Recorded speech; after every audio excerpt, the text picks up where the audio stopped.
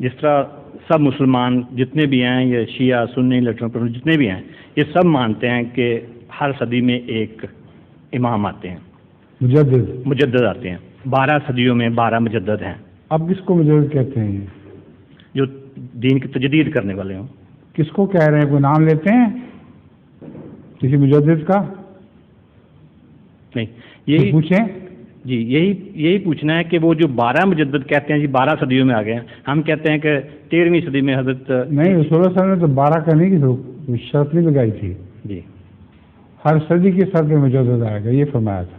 ٹھیک ہے، تو ان سے پوچھیں اس صدی کا مجدد کہاں چلا گیا؟ جی ٹھیک ہے، لیکن کیا 12 صدیوں میں جو گنتی میں بھی 12 واقعی بنتے ہیں؟ وہ اس مختلف ویسے ہیں اس میں. جی اس بات کو چھوڑ دیں. ٹھیک ہے.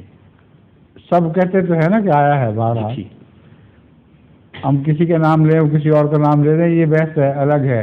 شیعہ اور مجدد مان رہے ہیں، وہ اور مجدد مان رہے ہیں، لیکن اس پر سب کا اتفاق ہے کہ پچھلی 12 صدیوں میں ہر صدی کے سر پر ایک مجدد ضرور آیا تھا. ٹھیک ہے، یہ تو اتفاق ہے نا. جی اب کا مجدد کہاں چلا گیا؟ یہ تو ہم کہتے ہیں، وہ تو کہتے ہیں ابھی آنا ہے. آپ پکڑیں ان کو. جی ٹھیک ہے، ٹھیک ہے، شکریہ. ٹھیک. ظہور